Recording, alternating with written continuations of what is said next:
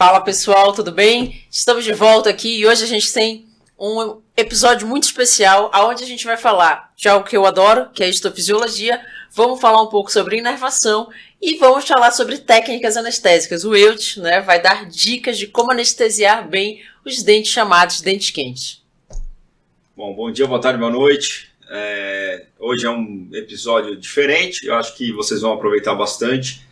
A gente vai abrir o jogo aqui, na verdade não existe muito segredo com relação a isso. Hoje em dia muita coisa melhorou na anestesia e a gente fica muito triste quando escuta aquelas histórias de pacientes perturbados, atormentados com pesadelos, porque vão fazer um canal, né? E é engraçado, outro dia chegou um paciente lá no consultório falando que foi de táxi, o taxista falou que foi a pior dor que ele sentiu na vida, foi a pior experiência da vida dele, fazer um tratamento de canal com muita dor e tal. E é muito triste quando a gente ouve esse tipo de história, sendo que a gente consegue controlar isso de maneira bastante eficaz, tá? Então a gente vai conversar um pouquinho sobre isso e mais algumas coisas, algumas dicas de diagnóstico estaremos aí hoje para resolver. Então, vamos lá. Quando a gente pensa no sistema nervoso, o que a gente deve se lembrar? Bom, toda ramificação que vai inervar os tecidos de suporte e os dentes, eles partem do nervo trigêmeo. Então esse nervo ele vai se dividir em 3 ramos, oftálmico, maxilar e mandibular. Do nosso interesse vão ser os ramos maxilar e mandibular. Maxilar fazendo a inervação da maxila e o mandibular dos dentes da mandíbula. Aqui a gente está com um modelinho, de uma mandíbula, onde a gente consegue ver aqui essas ramificações, não sei se vai aparecer tão bem aí, mas a gente tem aqui as terminações nervosas, a vascularização, que vai acontecer concomitantemente com a inervação. Então, dentro do tecido pulpar, a gente vai ter nervos e vasos sanguíneos. Aqui a gente tem um modelinho mostrando como se fosse um processo inflamatório desse tecido pulpar. E no momento que esse dente inflama, então eu tenho uma vasodilatação. Como eu tenho nervos juntos com esses vasos sanguíneos, eu vou ter um aumento dessa pressão, comprimindo esses nervos, e aí isso vai gerar, então, uma dor de dente. E aí eu te pergunto, qual é o pior dente, ou qual é o pior cenário para o endodontista quando se fala em controle da dor com anestesia local? Bom, uma das coisas que acontece com muita frequência é você ter muitos pacientes que chegam no consultório já com uma experiência de dor muito forte. Quem já teve uma dor de dente, uma pulpite ou algo semelhante, sabe bem do que eu estou falando. E essa dor realmente é uma dor insuportável, os pacientes querem enlouquecer. E quando eles ficam alguns dias com a dor, até o momento do atendimento, muitas vezes acontece, a pessoa está viajando e tal, isso ainda se torna um pouco pior, porque a gente tem um nível inflamatório local bastante alto, né? Assim, o paciente está passando por uma série de questões ali inflamatórias locais. Lembrando que fazer o canal não é tirar o nervo do dente, como todo mundo fala aí no popular, né? O tecido pulpar é um tecido conjuntivo frouxo que é inervado, mas ele não é o nervo do dente, tá? Fazer o canal não é isso, né? Mas enfim, aí o paciente chega lá com muita dor. E eu acho que o pior dente que a gente tem, que é o famoso dente quente, seriam os molares inferiores, especialmente o segundo molar inferior, tá? Por quê? Porque no segundo molar inferior a gente teria que abrir mão de anestesias infiltrativas e anestesias de bloqueio, tá? Então, se você fizer um protocolo anestésico com bastante calma, que é uma outra coisa que as pessoas muitas vezes não têm, né? Você anestesia o sujeito e já quer tratar na sequência 10, 15 minutos depois. Um dente, um segundo molar inferior, que você dá uma anestesia troncular, uma anestesia ptérigo-mandibular, você provavelmente vai levar muitos minutos para atingir a eficácia completa dessa anestesia. Essa analgesia vai chegar com um tempo um pouquinho maior que 15, 20 minutos. Então, se você quiser ir lá e mexer de cara, começar a abrir o dente e tal, manipular, provavelmente o paciente ainda vai ter uma sensibilidade muito grande e vai reclamar e vai começar a sofrer. Daí vem aquela história, não, segura na cadeira um pouquinho aí e aguenta que a gente vai abrir. E não é bem assim, né? Porque o que normalmente as pessoas pensam vamos fazer uma anestesia mais ou menos, conseguir acessar a área do canal e dar uma anestesia intrapulpar, que é aquela anestesia dentro do dente. que dói para burro também esse tipo de anestesia. A anestesia é bastante desagradável. Muitas vezes tem que acabar apelando para esse tipo de anestesia, mas até você abrir, conseguir o acesso para chegar na região do canal onde está lá o tecido inervado para dar anestesia, o paciente vai sofrer para caramba. Então o ideal é que ele esteja muito bem anestesiado antes de começar qualquer manipulação. Tá? Eu acho que você tocou num ponto que é nevrálgico, se a gente puder falar, para a maioria talvez dos recém-formados. Primeiro, paciência, né? Você tem que ter um tempo para esperar isso anestesiar. O que a gente ouve muito falar é, vou dar muita anestesia, porque aí rapidamente vai pegar, quando na verdade o pensamento é o inverso. Quanto mais lento eu dou a minha anestesia, mais rápido eu tenho o efeito, por causa da despolarização dos canais de cálcio. Exatamente. Então, se eu acabo jogando muito anestésico no tecido, eu vou inflar esse tecido, mas não deu tempo dele se disseminar por aquela área, certo? Então isso eu acho que é muito importante, foi um ponto, eu acho que exato que você falou. Na verdade aí tem a questão da anestesia do tempo, e tem a questão que muitas vezes você vai fazer uma má técnica. Sim. E vai demorar mais porque você encharcou aquela região ali com anestésico, e vai demorar porque você não foi exatamente no ponto mais crítico onde você deveria ter atingido aquela terminação, né? Enfim, mas assim, a princípio, por isso que é complicado você atender urgências, né? Muitas vezes as pessoas não entendem. A urgência tem que ser atendida de maneira mais tranquila do que um paciente que está sem dor. Então, assim, aquele dia de agenda que sempre, normalmente, você tem uma agenda cheia, o dia complicado, etc. Quando você vai encaixar um paciente no meio do dia para ver exatamente o que está acontecendo, na conversa telefônica você já sabe se ele tem uma pulpite, se ele está absedado, porque muitas vezes fala que está muito inchado, tem secreção, tem fístula, enfim, tem N coisas. Mas naquela conversa você já consegue ter uma ideia do que você vai fazer, e essa ideia seria muito importante para você conseguir se planejar ao longo do dia.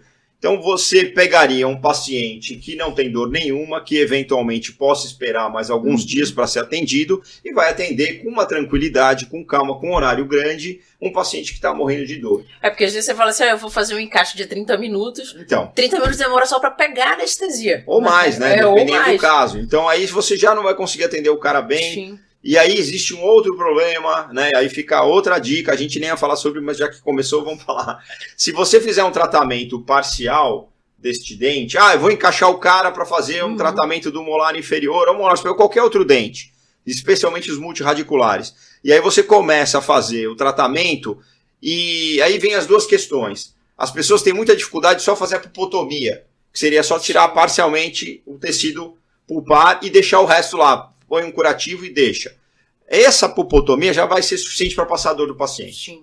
Quando a pessoa começa a mexer, manipular os canais, que é normalmente o que os clínicos que nos enviam os pacientes fazem, eles acabam, de certa forma, não removendo todo o tecido dentro dos canais, eles removem aquilo parcialmente, e numa segunda sessão que você vai mexer naquele dente, obviamente o paciente não está mais morrendo de dor, mas quando você vai manipular aquele dente, por ter tido já uma desconexão dessa terminação nervosa do canal, da polpa, com o que passa ali, com aquele feixe troncular mais importante, você vai anestesiar a pessoa muito bem, mas ainda assim, quando for manipular dentro do canal, você ainda vai ter um pouco de sensibilidade, o paciente é capaz de sentir. Aí no fim, entre a pulpar não dá muito certo, né? E o troncular ou a infiltrativa também não dá, então o ideal é fazer sempre o quê? Ou você faz uma pulpotomia, que seria uma remoção parcial daquele tecido, ou você faz uma pulpectomia completa, ou seja, você tira o tecido de todos os canais até o final do canal, que a gente, em termos técnicos, chama-se comprimento de trabalho. Aí você, numa segunda sessão, não terá problema nenhum para fazer uma boa anestesia desse paciente. Mas um dente que nunca foi mexido, voltando ao caso do dente quente, a gente tem uma questão que é tempo para anestesia, tempo para manipular o paciente adequadamente. E como é que a gente começaria isso? Calma, antes de tu ir para a parte prática, calma. Hoje está muito nervoso hoje. Eu vou te fazer uma pergunta. Você já teve algum problema com anestesia? Não conseguir anestesiar o paciente, sei lá, nesses 30 anos que você tem de carreira?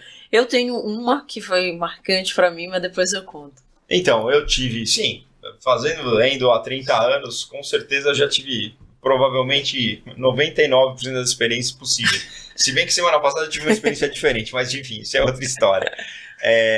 Agora, sim, já tive problemas em algumas situações. Eu acho que no passado eu tinha mais problema porque era menos experiente.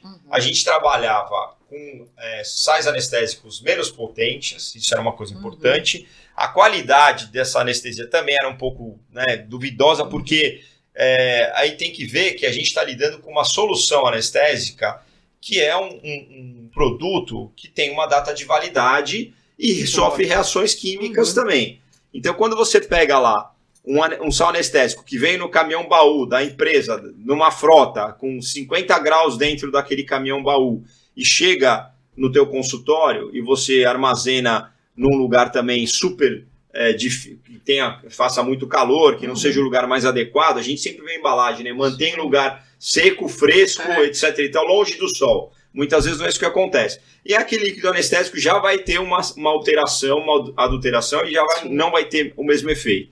Mas antigamente a gente sabe que as empresas não tinham a tecnologia que elas têm hoje. O sal anestésico era mais complicado. A gente tinha tubete de plástico com êmbolo de borracha. O êmbolo de borracha é ruim porque você vai dar anestesia, ficar prendendo, vai prendendo, ele não desliza como um êmbolo de silicone. Sim. Então, assim, tem essas diferenças da evolução, não só do sal anestésico, dos líquidos, né, que a gente dá anestesia, e com relação à técnica não mudou, a gente continua fazendo a mesma coisa que se fazia. Você pode usar eventualmente alguma máquina que faça essa anestesia, né, que na verdade ela vai controlar a pressão que você vai fazer. Isso. A técnica anestésica não muda, né? Muitas vezes para dar, por exemplo, uma interligamentar, que a gente tem que fazer muita força com a máquina, é mais fácil, porque a máquina ela faz você regula, né, na verdade, você regula exatamente para essa função. É uma questão pneumática ali, ela está aplicando, injetando com mais força.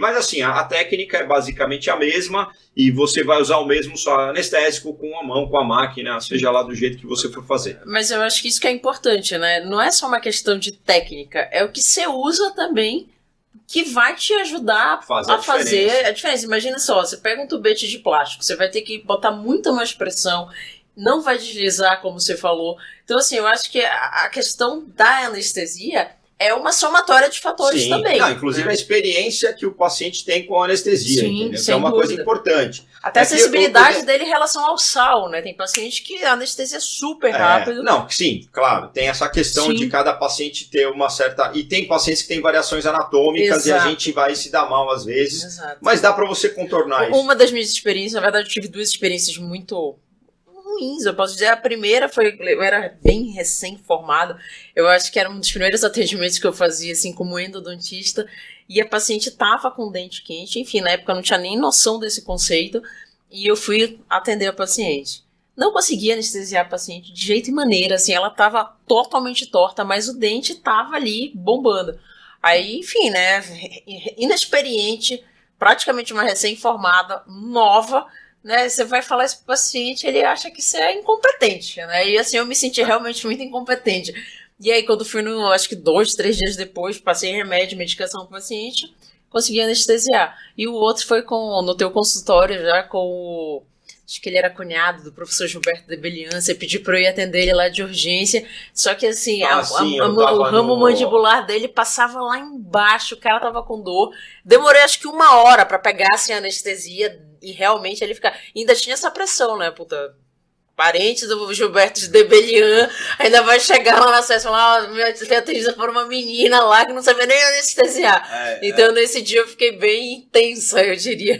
Você lembra, né? Lembro, eu tava viajando, acho que no começo de ano, no final de ano, eu lembro que teve esse episódio. Foram as 2 experiências que eu tive, não, então, mas a segunda já foi mais tranquila. Eu nem sei quantas vezes isso aconteceu comigo, não foram muitas, mas assim, acontece, você vai pegar o paciente, se ele não tem aquela dor absurda, né, que você tem que resolver imediatamente, não tem muita saída, muitas vezes medicar vai deixar aquela dor menos evidente, vai conseguir controlar um pouco, mas a princípio você vai tentar fazer a anestesia da melhor forma possível, e se você for mexer no dente o paciente continuar sensível, se você tiver a opção de jogar isso para um outro dia, né, ou seja, se o paciente não está morrendo de dor, você pode medicá-lo, fazer aquela hiperalgesia dele passar, né, que seria, né, aquela sensação, um aumento estratosférico daquela sensibilização nervosa que ele tem, tudo é muito mais sensível, daí você pode fazer uma prescrição de Decadron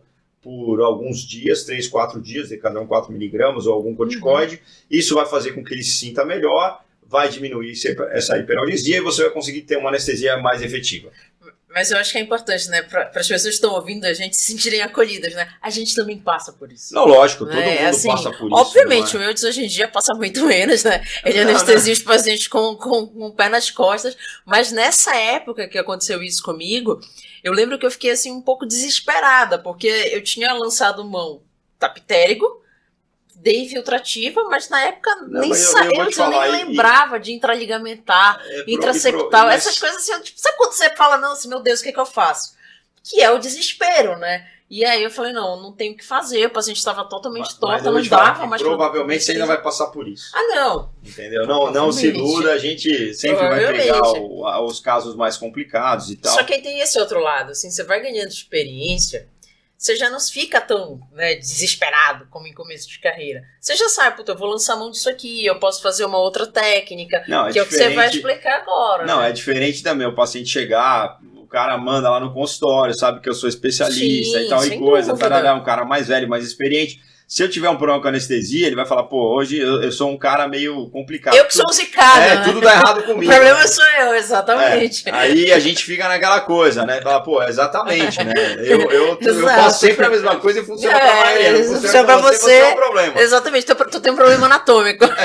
Mas assim, a gente tem essa questão de que vai acontecer, pode acontecer, e uma coisa que uma coisa marcante, eu falei isso para uns alunos na aula de anestesia, numa turma de especialização. A primeira especialização que a gente teve lá na PCD, há muitos anos atrás, aí eu lembro que essa aluna voltou, e ela falou, eu conversei com o meu paciente sobre isso, tentei anestesiar, não deu certo e tal, e aí ele foi embora e ele não voltou mais em mim. Ele, sei lá, procurou outra pessoa para resolver. Eu falei, então... Mas quando ele chegou na outra pessoa, já tomando a medicação, provavelmente a anestesia funcionou melhor. E aí, quer dizer, você saiu de inexperiente, e ela era até que experiente, mas sim, isso acontece. Agora, como a gente pode minimizar isso, tá? Isso aí agora o Eudes pode calçar luva, mostrar a parte técnica aqui de como, né? Vamos calçar a luva aqui. Você faria... Tudo bem que esse paciente aqui não vai me transmitir nada. Mas né? Como você... causar nenhuma infecção, mas acho que fica mais bonitinho. Como você controlaria a dor, né, de um paciente que chegou com dente quente, por exemplo. Vamos lá, vamos supor que esse paciente ele tenha um problema no segundo molar inferior, tá? E está morrendo de dor há 2, 3 dias e você tem que resolver porque ele está prestes a se jogar da janela, né? Sempre o pessoal fala que dor de dente é tão forte quanto dor de cálculo renal ou dor de parto. Cálculo renal já tive. Parto nunca terá. Nunca terei, mas o pessoal fala que é semelhante. Então eu vou acreditar nisso. Mas enfim, qual seria a técnica mais consagrada, né? Para mexer em região inferior, posterior, a primeira coisa que a gente vai fazer é aplicar pelo menos 2 pitéricos. Né? Aí a gente tem que também ter consciência, gente, que a anestesia é uma droga, é um remédio, é uma medicação. Você não pode dar 28 tubetes de anestesia no paciente, porque a anestesia não está pegando. Tem um limite, né? Esse limite tem que ser calculado pelos peso do paciente, tá? Eu nunca esqueço um dia o professor Eduardo veio dar uma aula lá no curso, Eduardo Dias Andrade, lá da FOP.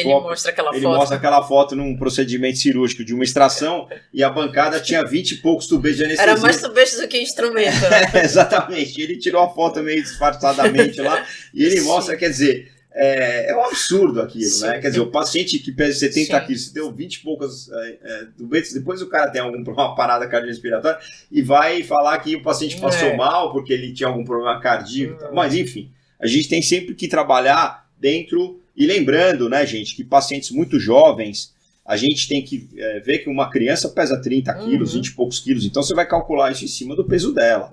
Né? E invariavelmente 1, 2 tubetes para uma criança já é mais do que suficiente para você anestesiar bem. Mas e os idosos também, a fisiologia do idoso é diferente, já não é mais, ele não tem a mesma capacidade de metabólica que uma pessoa jovem. Então você vai dar uma anestesia, também tem que controlar a quantidade. Você vai atender um paciente de 80 e poucos anos, vou dar 8 pitérigos no cara? Não dá, né? A gente tem que... Nem precisa, né? A bem da verdade, nem precisa. Então, normalmente, o que a gente vai fazer? Para começar, a gente vai dar 2 pitérigos, né? Obviamente. Aí você tem 2 possibilidades, né? Tem gente que gosta da técnica que você pega lá a região do trígono retromolar, entra com a agulha e depois você vira. Deixa eu ver aqui, será que se a gente virar assim não fica melhor?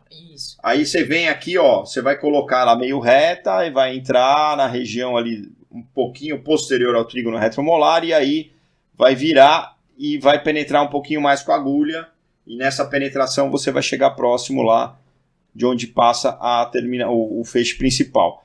Aí, desculpa, você vai usar agulha sempre curta, então, nunca longa. Aí é uma outra questão. Vamos lá. O problema da agulha longa é que alguns pacientes eles têm uma mandíbula mais curta. A maioria média da população, a agulha curta vai funcionar perfeitamente bem.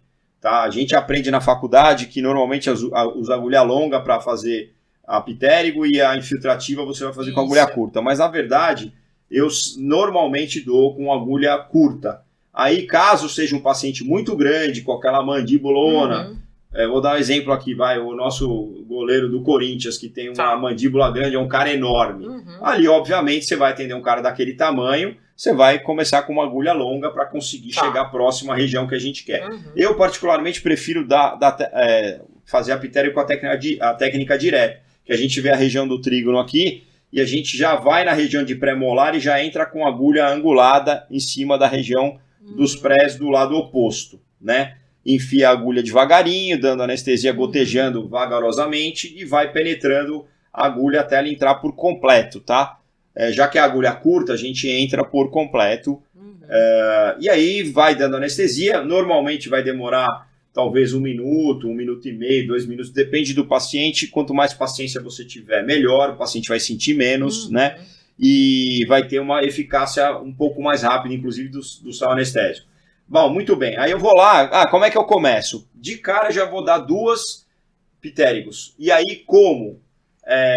Com que sal anestésico? É a pergunta. Aí é uma questão muito peculiar e particular, né? Eu acho que assim, eu gosto muito da mepivacaína, né? A gente sabe que existe essa história de que a articaína é um anestésico super potente, uma difusão óssea boa, etc e tal. Mas existem alguns relatos de parestesia com articaína quando você faz anestesia troncular, quando você faz a pitérigo.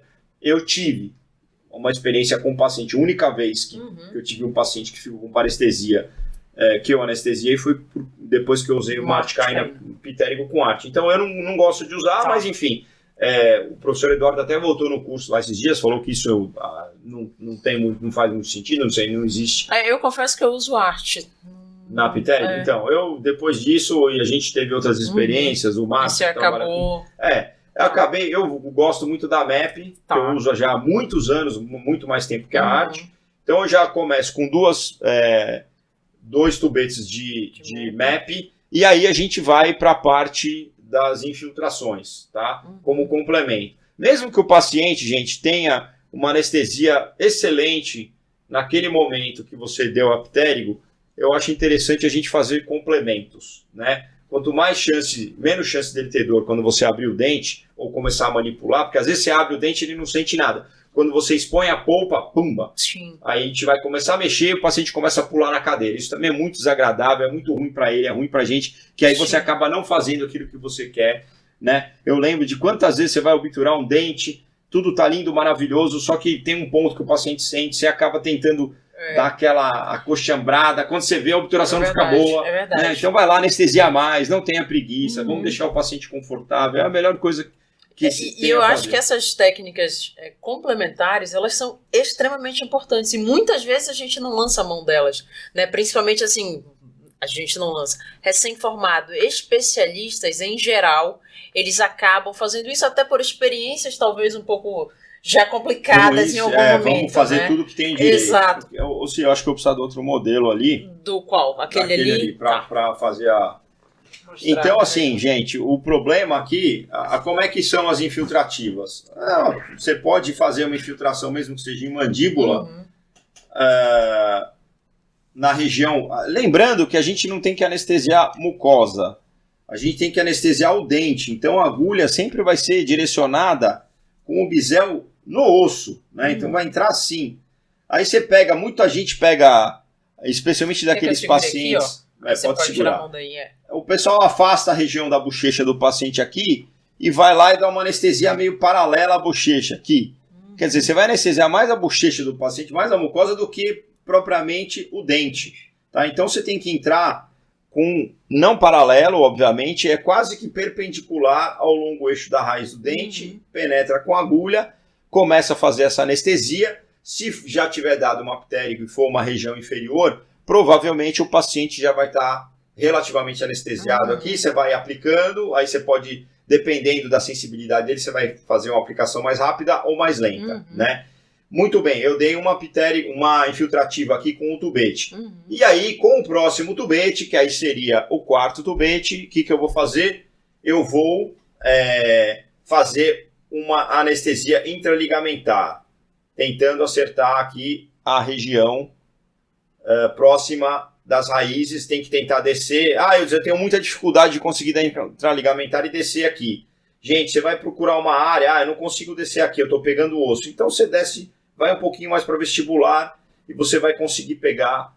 Mas eu estou anestesiando mais a gengiva do que propriamente, tem osso aqui. Sim. Não, mas você, mesmo anestesiando a gengiva, vai funcionar. Você tem que dar essa anestesia próxima da região apical do dente, tá? Aí nessa quarta anestesia... Até porque a gente vai pegar por difusão, né? Você não vai anestesiar exatamente o... Você não vai conseguir, mesmo... não, tem uma lesão lá, o dente é um dente negro, é uma outra história. Aí, se tiver uma fenestração da tábua vestibular, você vai conseguir até dar anestesia na lesão. Sim. Mas enfim, aí vai... a minha sugestão seria meio tubete aqui infiltrando, uma interligamentar, e depois, mesmo em dentes inferiores, até hoje, o que eu faço eu dou uma anestesia por lingual também em filtro. Tem gente que acha que isso é absolutamente desnecessário, tá? Mas é uma coisa que eu faço, dá muito certo, meio tubetezinho ali, eu acho que confortável, né, pro paciente. Confortável, fica bem e tal, e aí, fazendo essa sequência, a gente vai esperar lá meia hora, 35 minutos, 25 minutos. Tem paciente que você anestesia e já fala, nossa, eu estou sentindo tudo anestesiado aqui. Você já está com a agulha colocada e você já percebe que o paciente começa a ficar desconfortável, ele vai tendo uns choquezinhos. Aí você pergunta, você está tendo choquinhos? Eu falei, tô. Você sabe que você está próximo à terminação nervosa e vai funcionar rápido aquela anestesia, né? Mas a referência? A referência, obviamente, vai ser aquela de lábio, né? Metade do lábio vai estar dormente, metade da língua. Formigando, a língua vai estar formigando. Às vezes o lingual é um pouquinho afastado e você vai ter mais dificuldade. Para mim, você está com metade da língua completamente dormente, é meio relativo. Você pode ter uma boa anestesia no dente e não necessariamente a língua está completamente anestesiada, mas é bom que fique tudo anestesiado, né? E o paciente fala, olha, pronto, eu acho que já está bom. Você vai começar a mexer. Agora, ok, perfeito. Região inferior, é isso aí. E provavelmente esses 4 tubetes vão resolver o problema da dor do paciente. Você vai conseguir trabalhar confortavelmente com as suas raras exceções. Nas exceções, aí eu vou dar uma terceira ptérigo com agulha longa, para ver se tiver uma variação eu consigo pegar. Ótimo, é possível, você faz isso e normalmente funciona. Região superior, aí vem a grande outra dúvida de todo mundo. Eu vou pegar um caso com pulpite, é uma anestesia infiltrativa, e eu vou dar para o vestibular e vou dar aquela malfadada anestesia por palatina, né, que todo mundo adora tomar aquela picada por palatina. O problema da anestesia por palatina é que enquanto você não para de fazer força e aplicar anestesia, o paciente não para de ter dor. Né? Ela é muito dolorida quando ela vai entrando, quando o líquido vai entrando na região do palato ali, então é complicado. Só que aí existe uma coisa maravilhosa, né, que a gente usa e funciona muito bem, eu diria que para 80% dos pacientes. A gente infiltra, né, por vestibular nos dentes superiores, é uma anestesia super efetiva. E se você usar articaína, a chance de anestesiar o lado palatino também é grande. O paciente não vai sentir que o palato está anestesiado, mas vai ter uma boa analgesia na região do canal palatino. Você vai começar a instrumentar o dente e não vai ter nada de dor. Por via das dúvidas, eu complementaria, essa é uma coisa que eu também faço, porque é uma coisa que eu acho que dá certo. Eu abro o dente e eu complemento com uma intrapulpar Nas vestibulares não, mas por palatino. Se eu não dei uma anestesia palatina, eu vou abrir o dente, no momento do acesso, aquela polpa, realmente talvez ele não sinta absolutamente nada. Mas às vezes, quando você não deu uma anestesia palatina, você está contando que a articaína funcione, e ela funciona efetivamente para 80% dos pacientes, você vai ter uma parte dos pacientes que não vai funcionar. Para não ter aquela coisa desagradável de pegar a lima, colocar lá, e o paciente pular na cadeira e ter dor, aquela experiência horrível, você vai lá dar uma intrapulpar. Tá? E a intrapulpar efetiva é aquela que você faz um furinho pequeno no acesso da câmara pulpar e já coloca a agulha e faz com bastante força. Essa é uma outra mania que eu tenho também, que eu acho que funciona bem. Eu não uso tubete de vidro para dar intrapulpar. Por quê? Eu sei que o sal anestésico talvez não tenha a mesma qualidade, não vai ter a mesma potência anestésica, mas eu já quebrei alguns tubetes de vidro fazendo força para dar intrapulpar. É porque eu acho que é importante salientar uma coisa. Você precisa ter uma contrapressão no tecido. Super, bastante. Não vou anestesiar, gente, por osmose. Esqueçam isso. Não adianta eu pingar não adianta uma gotinha ali, em cima, porque não vai funcionar. O anestésico, ele precisa ser aplicado no tecido. Então, a gente vai, entorta a agulha, se puder cortar aqui, é isso. Entorta a agulha e a gente vai colocar lá dentro do canal e vai... Né, você vai fazer uma força e uma pressão. Então o líquido vai entrar, você vai estar fazendo força. Não dá para você fazendo isso e conversando com a paciente, falando de receita de bolo, que aí você não vai estar muito concentrado. Ou então só gotejar na câmara, também achando que por osmose isso daí vai funcionar. Não vai, gente, tá? Então assim, quando você tem um dente quente, molar inferior, fez esse protocolozinho aí que a gente fez. Abriu o dente, conseguiu uma boa analgesia, tá preocupada? Dá uma intrapulpar, porque o problema da intrapulpar é quando a anestesia não foi eficaz e o paciente morre de dor para dar intrapulpar. Entendeu? Eu falo para os pacientes, inclusive, que eu estou irrigando o canal, né? Para o cara não ficar com medo. Ele veio chegando com a agulha dentro do dente, às vezes o cara já tomou intrapulpar, ele tá morrendo de medo, foi horroroso, que dói mesmo. Quem tomou, eu já tomei uma vez, dói pra caramba essa anestesia. Aí você já está anestesiado, você vai complementar, você vai colocar lá, fala, vou dar uma irrigada aqui, uma lavada. Pronto, dá uma intrapulpar em cada canalzinho ali e acabou. Ou no palatino, quando você não der anestesia por palatino. E você vai resolver, assim, maciça, a grande maioria dos seus problemas de anestesia. Mas muito, assim, você vai ter uma vida tranquila de trabalho, não economizando numa boa anestesia, numa boa agulha, com o tempo adequado. Você fala, mas eu vou atender o paciente de 1 em 1 hora. Então, meu filho, você está perdido. Você vai atender o paciente 1 hora para fazer um dente, um molar inferior, você vai usar a primeira sessão para anestesiar e fazer pulpectomia. Você não vai conseguir fazer o resto. Aí vai ser complicado, né? Mas eu acho que é isso, sim. Perfeito, eu acho que foi dicas extremamente valiosas, que talvez se eu tivesse, né, aprendido isso há muito tempo atrás, talvez eu tivesse me livrado dessa situação inicial de recém-formada.